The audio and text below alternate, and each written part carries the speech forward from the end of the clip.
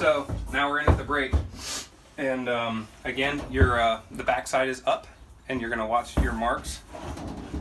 So I usually stick this in.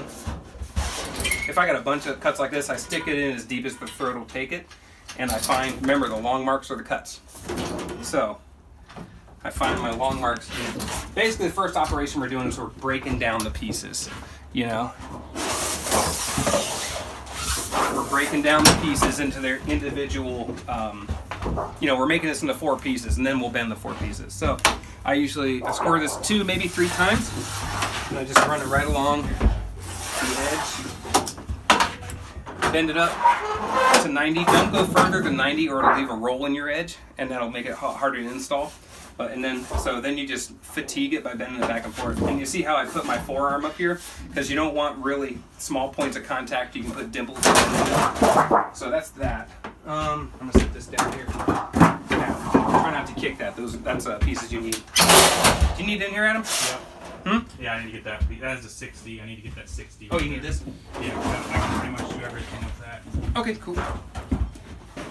I know the scratch that is. Good luck. So now we basically broke it in half. This is 2 different pieces here. So we're going to find our long mark. Find our long mark. And sometimes I can go, you know, end to end 5 or 6 times trying to get these lined up. It doesn't have to be perfect because there is a certain amount of wiggle room as we install, but we want to get them as much on as we can. Whew, that bleeds bad. Yeah, cutting the metal will dull your blades real quick. It doesn't have to be super sharp, but whew, after a while, it's tough. So, and I don't even put my knife in. I always set it right there when I'm working the brake. Again, up to 90, back and forth until it's good and fatigued. Throw that up there. I'll finish breaking down this other sheet. And then whoop, double checking. Yeah, everything's good. That bottom piece looks super wide, so I wanted to make sure I knew what I was doing. But yeah, this is the bottom, so that means that's the one that comes out further. Again, I'm lining up the marks just with the edge of the brake. Lock it off. Score it twice. And I'm pushing maybe moderately hard on this. I'm not pushing super hard. 90 degrees. Bend it till it fatigues and snaps. And just work with the piece that's already in the throat.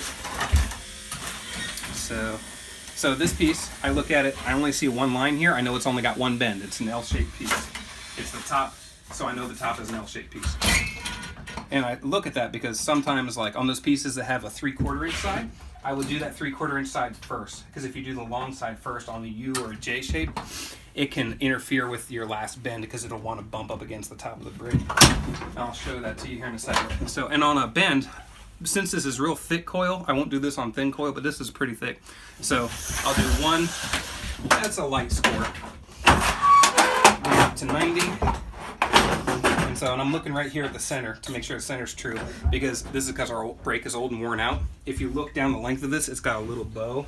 Now, most brakes don't do that. Our brake is old, but I know it. I know it's idiosyncrasies. So I'll start at the middle, and I'll kind of push that back until it's about 90. Same down here. So take that off the brake. When you look down it, it should pretty well be 90. There's some slight waves and things in that, but it'll get stuck in that accessory groove, which will straighten it out. And so, let's see, and now I gotta lay it down, and I have to do that intelligently. So, because you want to mix it up with those pieces. Right, this is window number 1. And again, that's why we label everything, because they will inevitably get mixed up. So then I take this, start this here. This is the bottom piece. So remember that bottom has that open angle on the bottom. So I have to know which bend it is. So the first bend I'm going to do is the shorter one. This is the one that goes at 90 degrees and goes under the bottom of the window.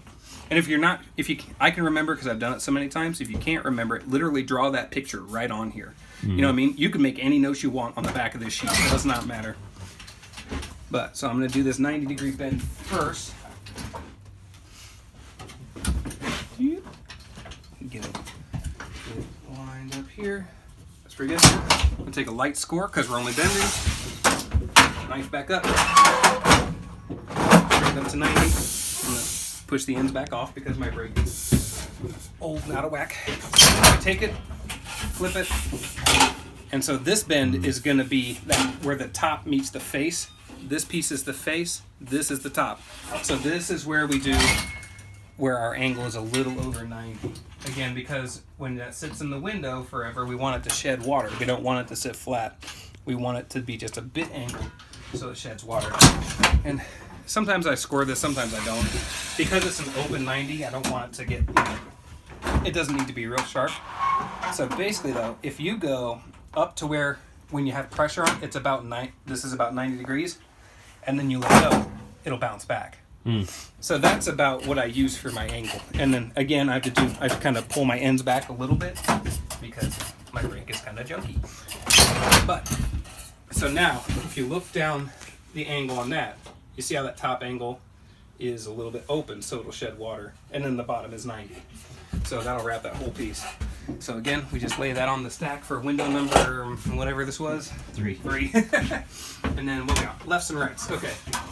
Now these are the ones with some smaller bends. So remember, this section is our return side. That's the section that touches the window. This edge will touch the window. This will be the face. And then this little short stubby part is where it wraps around the outside. Now remember, we do those short parts first. I'm going to show you why here. I'll do this the wrong way. And it's not impossible to do it the wrong way, it just makes life easier to do it the other way. I shouldn't even call it wrong. I should say not my favorite way. So, and these pieces are these are J's, so all these bends are 90s. Light score.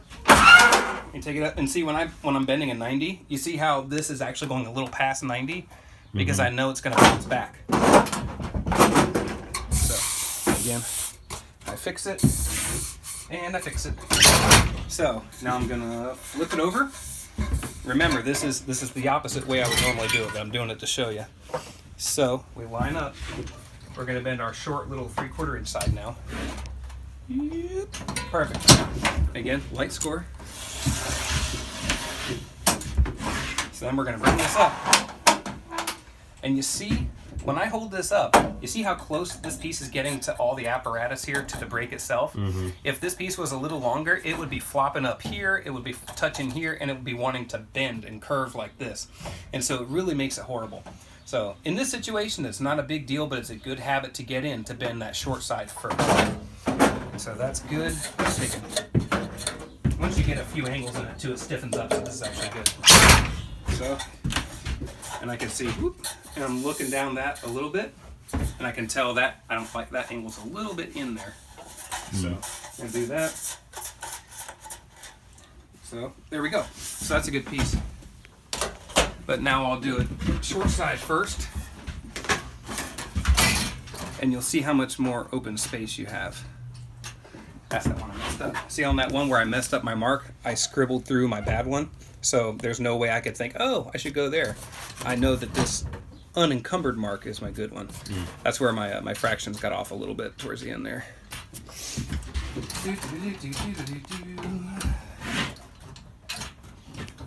Yeah. No, we're not. We should.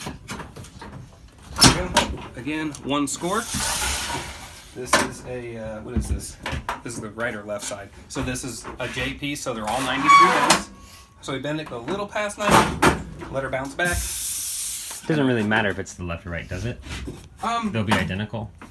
No, they won't. Because a lot of times, when we set the windows, we set them so on the interior, they look even to the eye, but a lot of times the exterior doesn't match the interior. So you might have one side be a 1/4 inch bigger than the other side. We try and split the difference as much as we can for just the sake of the looks, but when it comes down to it, we prefer what it looks like on the interior because that's what people see more.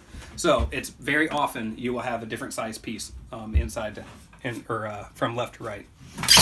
There's that. We've got our little 3/4 inch bend in there. Actually, that's an inch. We left that piece on. Anyway, that's our short side. We'll line up our long side here. Light score. Just a hair past 90. Let it bounce back. Just adjusting here, didn't quite stay.